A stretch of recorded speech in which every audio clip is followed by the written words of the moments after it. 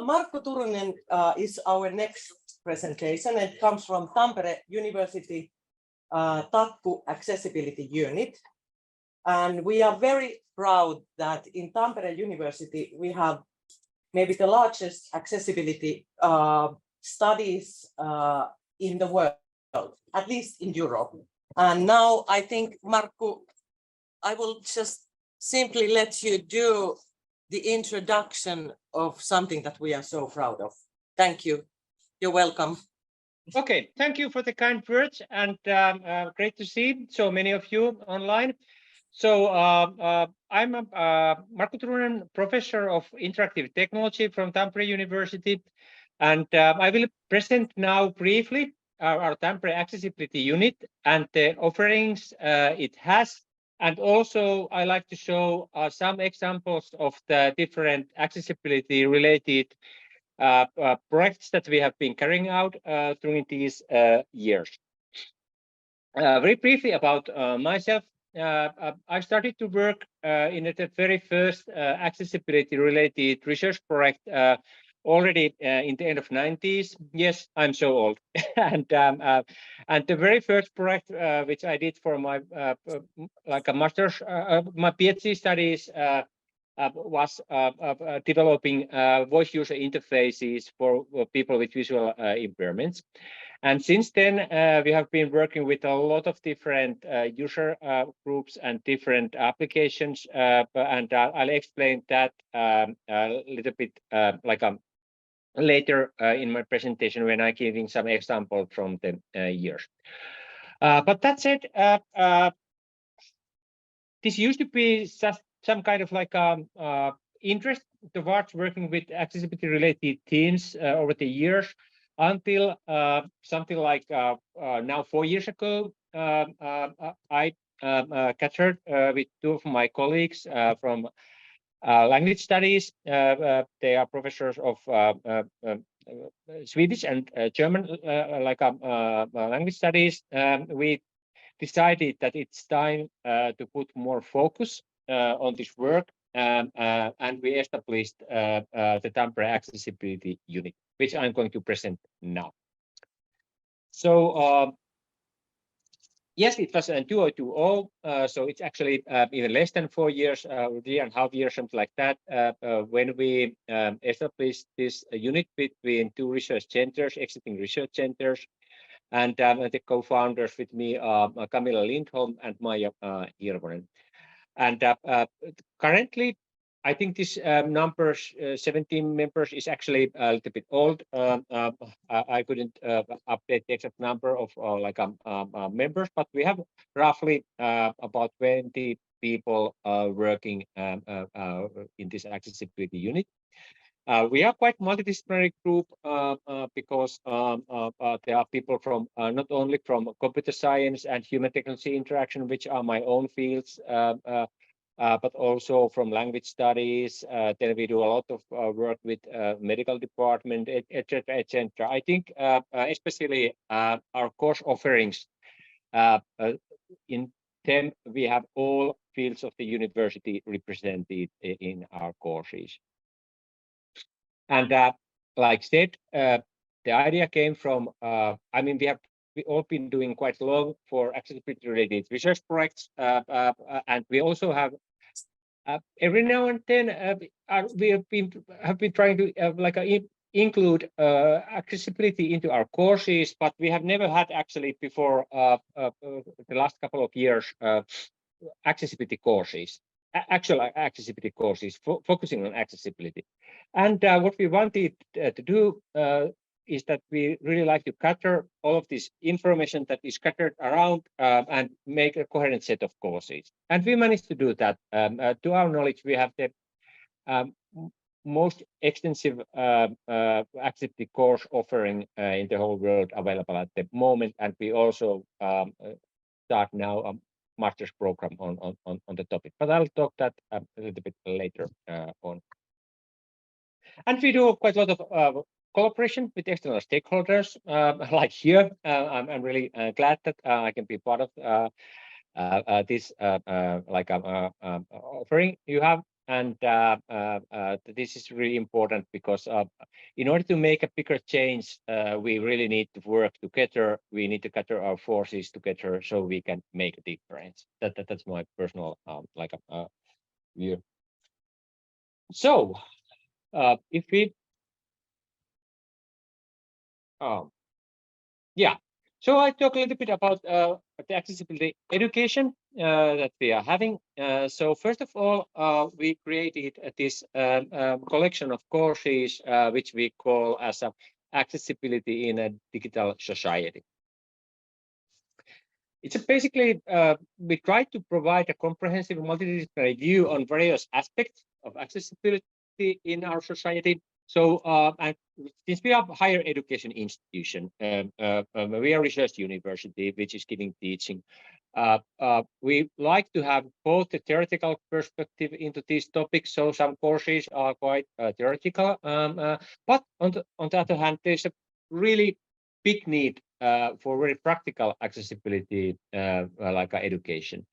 And that's why we really like to collaborate with all possible stakeholders. And we have done that by asking opinions, preparing material together with a lot of partners.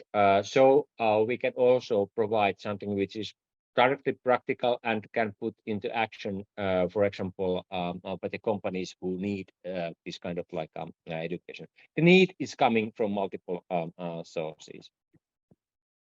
So at the moment, I think we have 41 credit worth of accessibility courses. These are really accessibility courses. All they are tailored and made for this as part of this program. And we are focusing on online courses because we believe that in this way we can serve as many different stakeholders as possible. And even these advanced courses at the university level, we have tried to make them easy to take for people. So we don't expect, for example, that you have any background on computing sciences or language studies or anything like that. So we hope that these are suitable for all who have a need and they really like to learn more about accessibility. So basically, like I said, we like to make this offering everyone who is interested in accessibility, and like I said, the need might gain from the professional point of view or personal point of view, and that's why we have been trying to make those courses suitable for students and professionals, but we are continuously like to get feedback how well they actually suit for different purposes. It's not the most easiest task to tailor a course for advanced level university students and, for example, the practitioners in certain area. Being honest, quite often our stakeholders who need and would like to get these courses, they are from ICT industry, or but still I emphasize that we are not serving just for ICT industry. This is for or communication sciences or any specific field, but basically for others, for everybody. And we have a quite different course structure compared to some other offerings the universities typically have. So in one way, we have only 3 courses, and then I was talking about 41 credits. How that matches, I'll explain soon. So in fact, we have only 2 regular courses, which in our university are always 5 credits, or most cases 5 credits. So we have a course on fundamentals of accessibility, which is kind of basic course, which should give people the basic knowledge, and we hope that everybody who is interested in our other courses will take this as a kind of like a first study.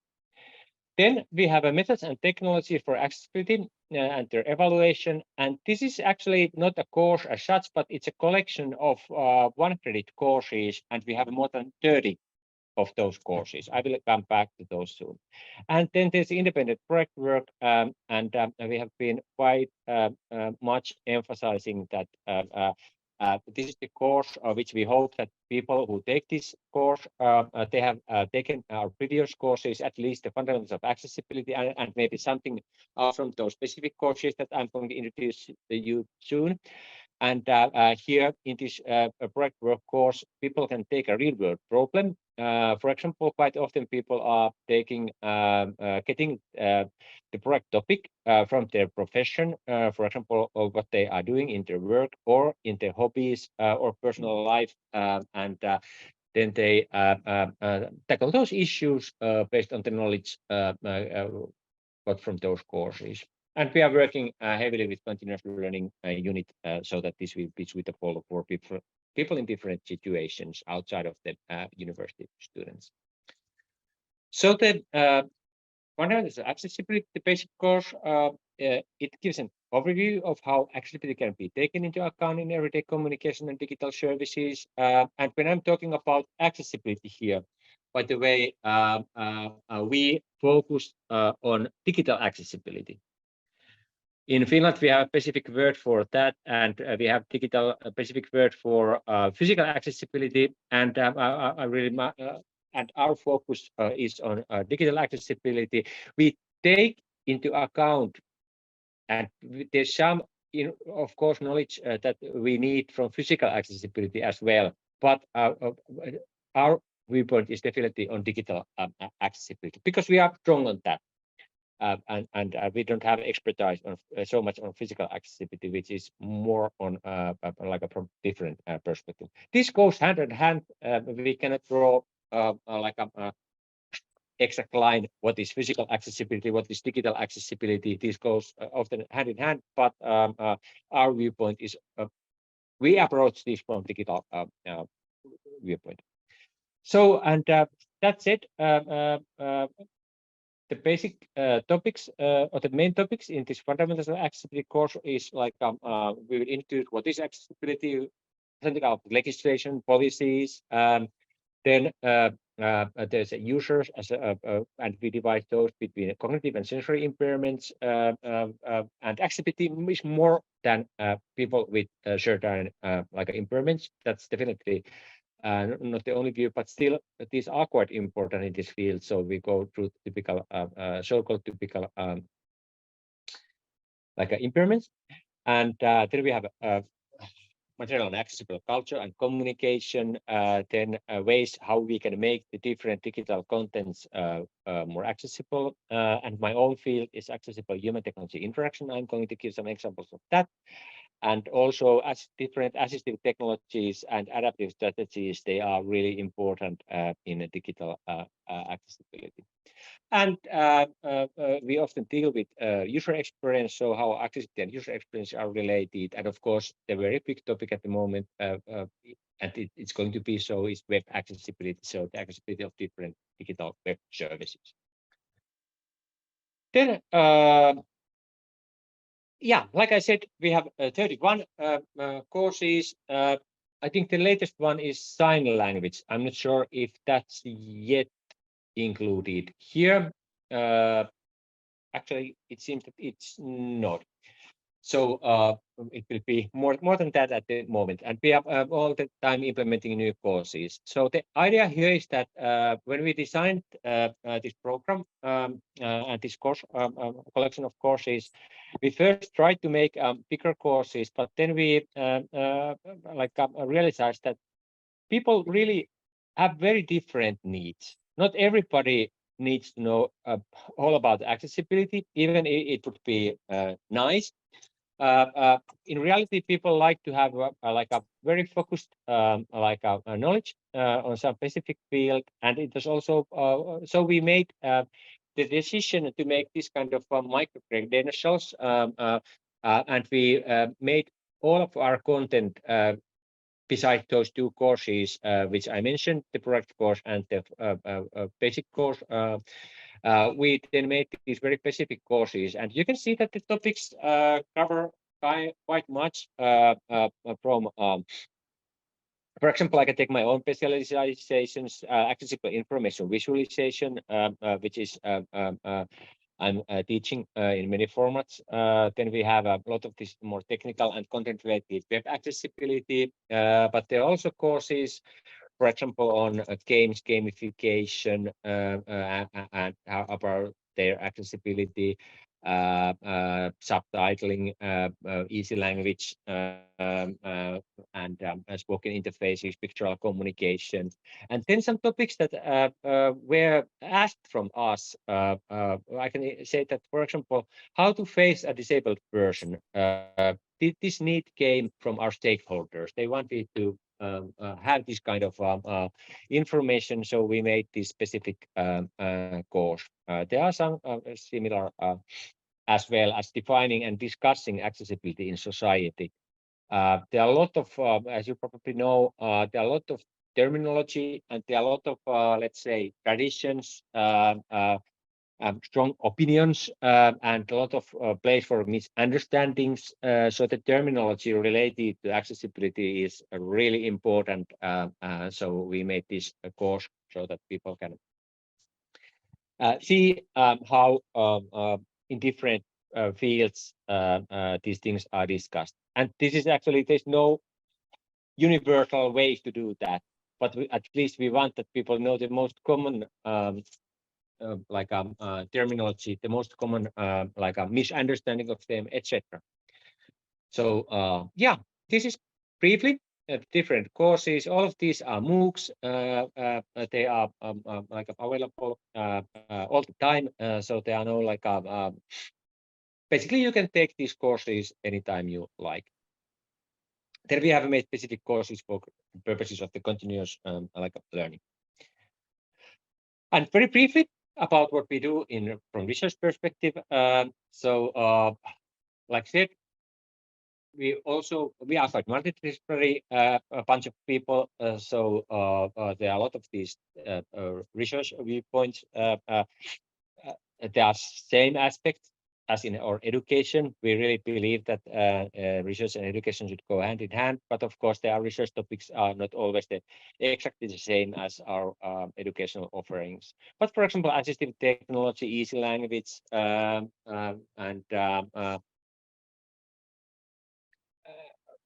these go very well hand in hand. Voice user interfaces, I'm personally teaching that, and translation, machine translation. These are the kind of research-oriented teams. Here are some names and topics of our researchers, and you can see that, for example, my own area is human technology interaction, which I'm briefly explaining soon. So that was the first part of the presentation. I'm trying to catch the next part. Or actually, what I like to show you, which was not on those slides, is that we have now new program, and that's called Accessibility and Diversity in Digital Services. And to our best knowledge, we failed to be the first English international master's program in accessibility. There are now a couple of new ones developed during the last year, but to our knowledge, this will be first in Europe.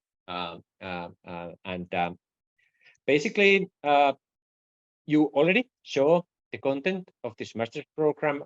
We are basically offering those accepted courses, and then there will be some other courses as well. So it's quite like a heavily packed program, and it will be all of our master's program are for 2 years. And this is also really focusing on project-based learning, because we believe that there are many people who like take a practical approach for accessibility, tackle with real-world issues, solve real-world accessibility challenges, and that's why we collaborate with our stakeholders to tackle those wicked accessibility problems with this master's program. This will be the first batch of students. The first year of students will start in August 2024. So within 10 months or so. And the applications for this program are welcomed starting from early December. So less than 2 months from now, we will open the application period, which will last until January, and then the decisions for this program will be announced later on during the spring, and we then welcome the new students. So if there are any people who are interested in this master's program, you are more than welcome to apply, and I'm more than happy to provide further information on this like a topic. At the same time, it would be nice if you can see, take a look of our web pages. There are a lot of events. June, for example, if possible, please join us. There will be 2 accessibility events in Tampere, in the Nokia Arena, within 2 weeks. The first one is Over the Barriers Game Accessibility Exhibition, which we will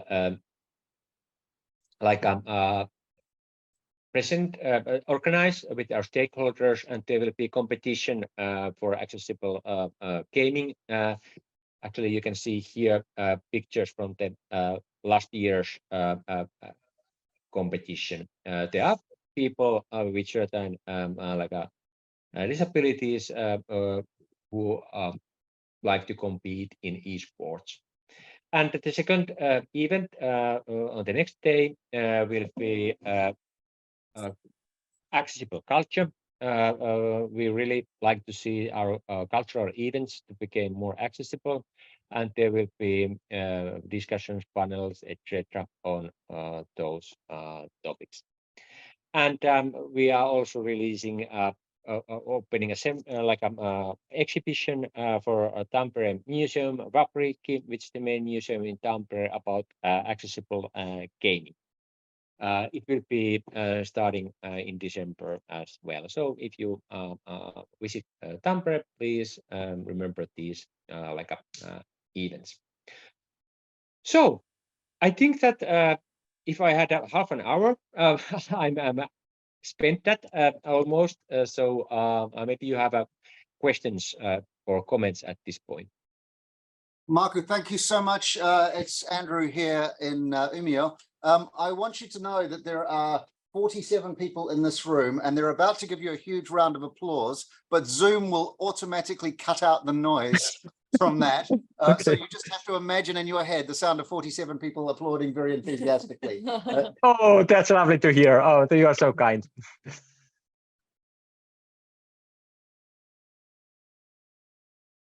Okay, questions from this room. Michaela, you have a question.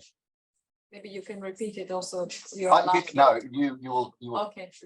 So, Markku, what stimulated you to create this in the first place? Because it is extremely courageous and very difficult and complicated to do, especially multidisciplinary and cross-disciplinary studies over a topic that is usually avoided because it's difficult. Yeah. Well, I think that I can say this not only on my behalf, but I think that I can really say this also on the behalf of the other people who have been involved here, and also on behalf of our students. That I think everybody who is exposed to this, being a teacher, a researcher, or a student, they have a kind of a passion to do this. And I give you an example. We have had very little resources to do this, but many of the people who have done excellent work here, for example, our coordinator, Pauliina Paltzer, and many of our researchers, they have done work on their own, on top of their other activities to make this real. It's not the best possible solution, and that's why we now having a fundraising campaign as a university, decided to put emphasis on those so we can get more resources. But I can say that this is the passion and some kind of often there's some kind of a personal interest. And what I can say about our students, I have been teaching courses for 25 years by now, or actually more. I have been teaching for 3 decades. And when we had the very first implementation of this Fundamentals of Accessibility course 3 years ago, it was a summer school event, and it was very experimental.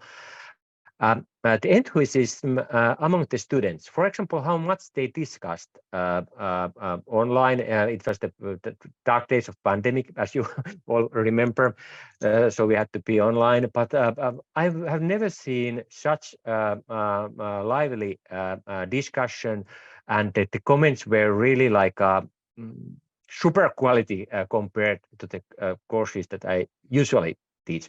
So I think it's both from staff and students that there seems to be something which motivates people to work in this domain. That simply, I have no better answer, unfortunately. Yes, but Markku, it's Kirsi here. I have a Hello. feeling. Well, hello. That it is the same thing, which we can feel here, that there is a passion to innovate something new in the whole project, what it has been, that the discussions go so deep, and then new ideas comes up, and then something happens. So I feel it's really the same. Yeah, I imagine there's a lot of learning that went on, even with the people who were developing the program with you, that everybody discovered new things as you went along. Yeah. And Can you hear me? yes, I can hear you. Yeah. So now we're saying that the passion is very important, and I agree. But what do you think about when the passion for accessibility is not there? Say there's a group that creates a new company and we have this grand idea, but they are not passionate about accessibility.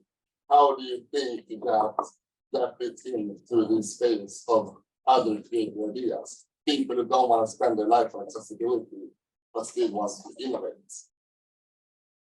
So do you mean how do you raise the awareness of the importance of accessibility using Right, so you're saying how do you not just rely on the passion being there, but how do you get the passion into those projects? Yeah, or make it working without the passion. Or yeah, okay. So how do you get Yeah, people to because work on accessibility you can't when it's not teach something they're passion passionate about? You Yeah, understand for what sure. I mean? Actually, now there was so much. I think there was some echo, etc. I lost quite a lot from the conversation. So maybe if there was a question, maybe somebody might summarize. Markku, I can summarize, I think, rather than repeat. Yeah, okay, that would be great. Because these sorts of projects rely on passion. So it demands that the people who are working on accessibility are passionate about accessibility. How do you get people to work on these things when they don't have that passion? Is there a way to incentivize people doing this sort of thing or working on these sorts of problems? Well, actually, if we talk about research projects, quite often we have had only very few, or actually not any single research project that was only about accessibility. I often say that I mean, I've been running, I don't know how many, maybe 80 funded research projects or something like that, but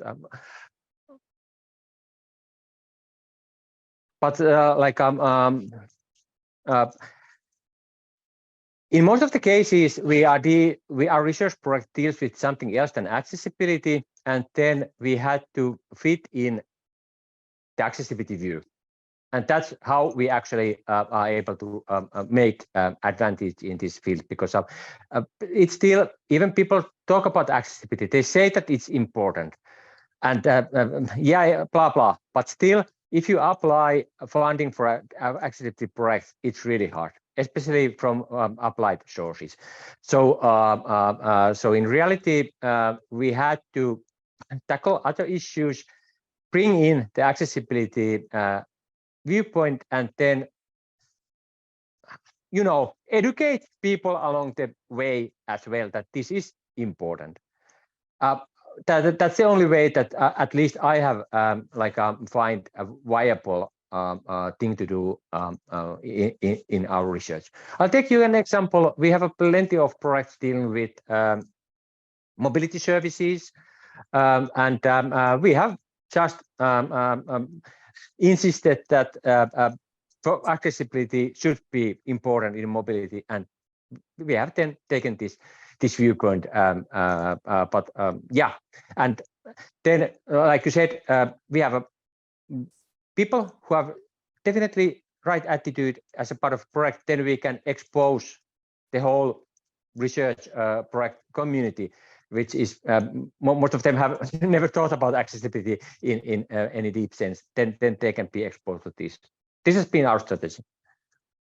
Yeah, I get that feeling as well, that the more people are exposed or confronted with accessibility issues with people around them, the empathy automatically builds and the passion comes from that quite often. It isn't like the people don't respond to it or get it.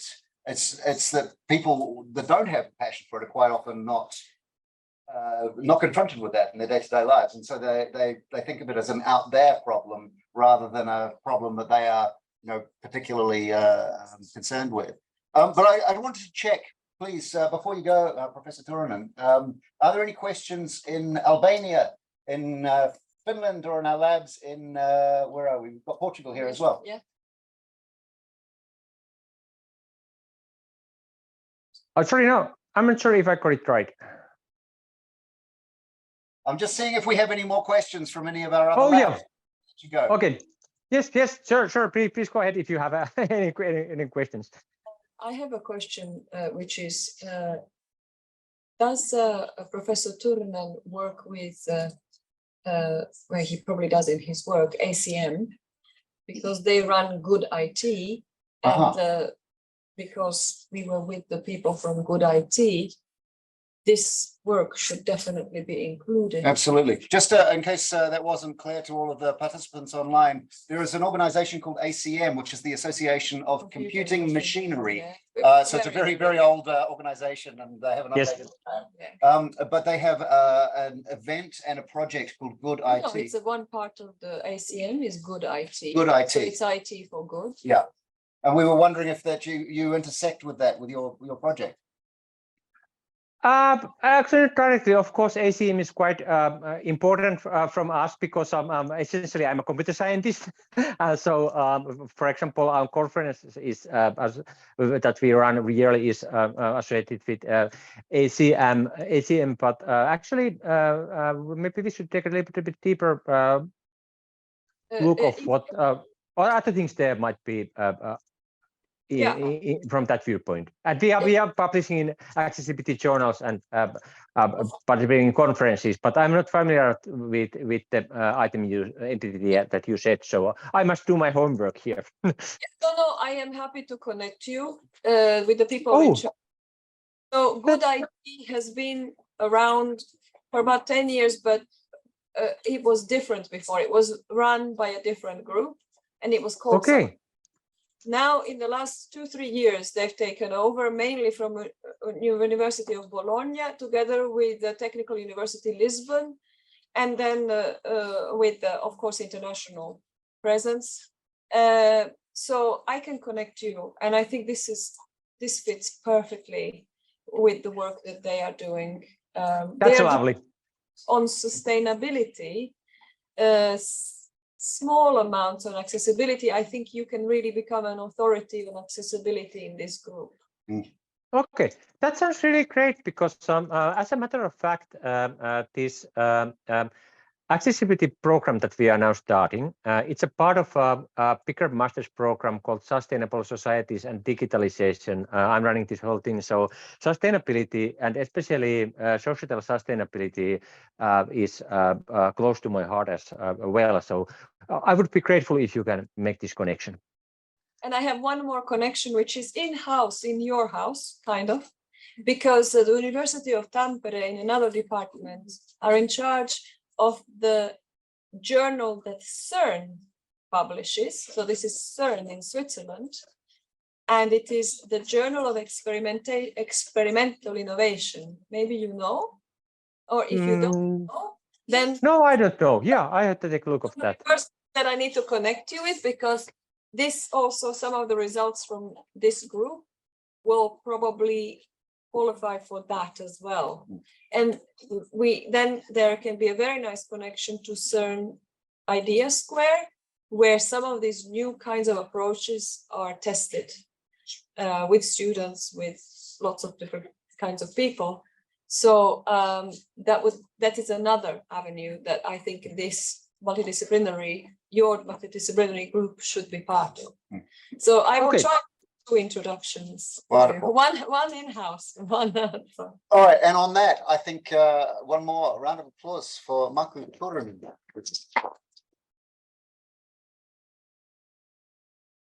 I hope you could see that we clapped. I don't know whether you could hear it, but Markku, thanks so much. And we will let you go on that note. Thank you.